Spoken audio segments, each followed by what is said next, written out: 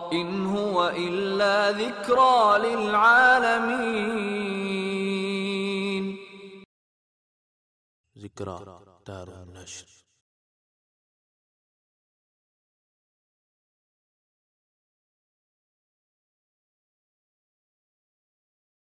أعوذ بالله من الشيطان الرجيم. بسم الله الرحمن الرحيم.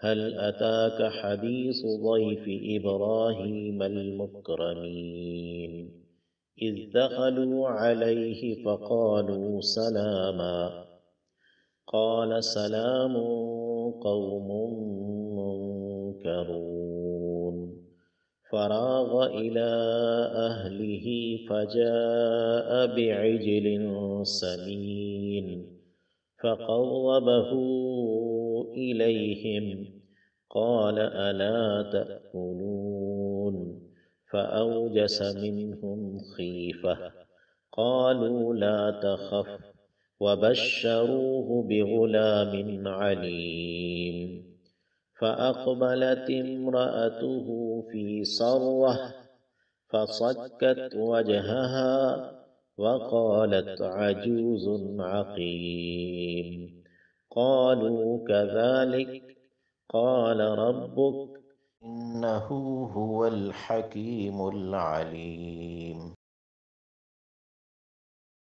بسم اللہ الرحمن الرحیم. حل کیا استفہام کے لیے آتا ہے. حل کبھی یہ نفی کے لیے بھی آ جاتا ہے تو یہاں پہ استفہام کے لیے آیا ہے. کبھی یہ اس بات کے لیے بھی آ جاتا ہے.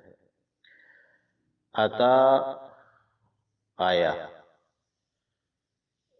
یہ فعل ماضی ہے. کا تیرے پاس. حدیث قصہ یا بات.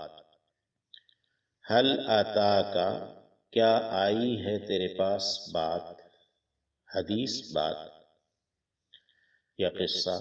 عطا ویسے فعل ماضی ہے اور مذکر کا صیغہ ہے، اور حدیث بھی عربی زبان میں لفظ مذکر ہے. اردو میں اس کا ترجمہ بات وہ مؤنث ہے اردو میں، تو ہم اردو کی رعایت کرتے ہوئے عطا جو مذکر فعل ہے اس کا معنی ماضی یعنی مؤنث میں کر دیں گے. کیا آئی ہے تیرے پاس بات.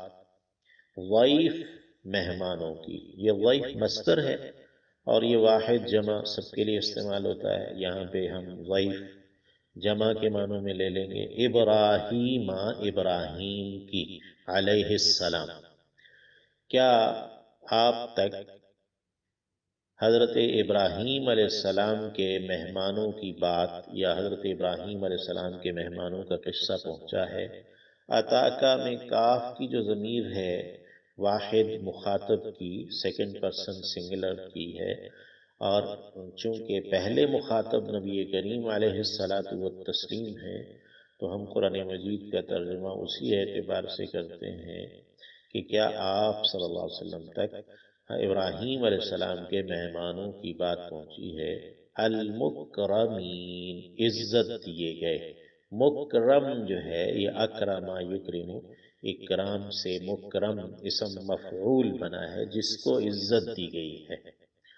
فرشتے اللہ کے ہاں باعزت مخلوق ہیں، اور حضرت ابراہیم علیہ السلام کے پاس یہ مہمان تھے، اور مہمان کی عزت کرنا نبی کریم صلی اللہ علیہ وسلم کی حدیث آپ نے سنی ہوگی کہ من کان یؤمن باللہ والیوم الآخر فلیکرم ضیفہ، کہ جو اللہ اور آخرت کے دن پر ایمان رکھتا ہے اسے چاہیے کہ وہ اپنے مہمان کی عزت کرے.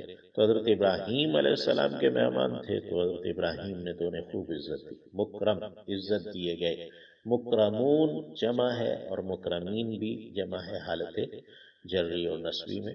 اذ دخلوا جبکہ وہ داخل ہوئے تھے، علیہ ان پر یعنی حضرت ابراہیم علیہ السلام کے پاس پہنچے تھے. فقالوا تو انہوں نے کہا سلامن سلامتی ہو.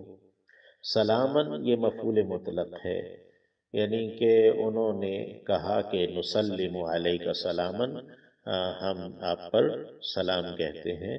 تو یہ منصوب آیا ہے سلامن، یعنی اس کے اوپر دو زبر ہیں آخر میں، تو اسے منصوب کہتے ہیں۔ اور یہ شان کے اظہار کے لیے، یعنی حضرت ابراہیم علیہ السلام کی شان کے اظہار کے لیے سلامن منصوب کہا، زبر کے ساتھ کہا۔ قالا تو کہا جواب میں حضرت ابراہیم علیہ السلام نے، سلام سلامتی ہو، یعنی تم پر بھی سلامتی ہو۔ تو اس کو مختصراً بیان کر دیا گیا ہے، ان دونوں کے سلام دعا کو۔ قوم لوگ ہو، منکرون اجنبی، یہ لفظ انکرا ینکرو انکار سے، منکر اسم فاعل بنتا ہے اور منکر کاف کی زبر کے ساتھ اسم مفعول بنتا ہے، یعنی جس کو پہچاننے سے تبھی انسان کا ذہن انکار کر رہا ہو، یعنی وہ اجنبی ہو، پہلے نہ دیکھا ہوا ہو۔ تو یہاں پہ منکرون جمع آیا ہے منکر سے، یعنی اجنبی لوگوں، نا آشنا لوگوں۔ فراغا تو لپکے، الا اہلی ہی، راغا کا صلہ پریپوزیشن جب الا آتا ہے، راغا الا، تو اس کے معنی چپکے سے کسی طرف چلے جانے کے ہیں۔ فراغ الی اہلہ، تو وہ نکل گئے حضرت ابراہیم علیہ السلام اپنے گھر والوں کی جانب، یعنی چپکے سے نکل گئے حضرت ابراہیم اپنے گھر والوں کی جانب۔ فجاء، پھر لائے، جاء کے معنی آنا ہے، اور اس کے ساتھ جب با کی پریپوزیشن آ جائے، صلہ آ جائے، تو جاء بی، لے کر آنا ہے۔ فجاء بی، تو لے کر آئے، عجل، بچڑا، سمین موٹا تازہ، سمین فربا موٹا تازہ، اور سمین کے معنی جو ہے نا وہ گھی میں تلا ہوا بھی ہو سکتا ہے، لیکن پہلا مفہوم زیادہ بہتر ہے۔ فجاء بعجل سمین، تو وہ ایک موٹا تازہ بچڑا لے کر آئے۔ فقربا، تو قریب کیا، فا حرف عطف ہے، پس تو قربا یقرب، تقریب پیش کرنا، آگے کرنا، قریب کرنا۔ فقربہ، تو انہوں نے اسے یعنی عجل کو، بچڑے کو قریب کیا، الیہم، ان کی جانب، ان کے سامنے پیش کیا۔ قالا، تو کہا حضرت ابراہیم نے، الا، کیا نہیں، تأکلون، تم کھاتے، اکلا یأکل سے، تأکلون جمع مخاطب کا صیغہ ہے۔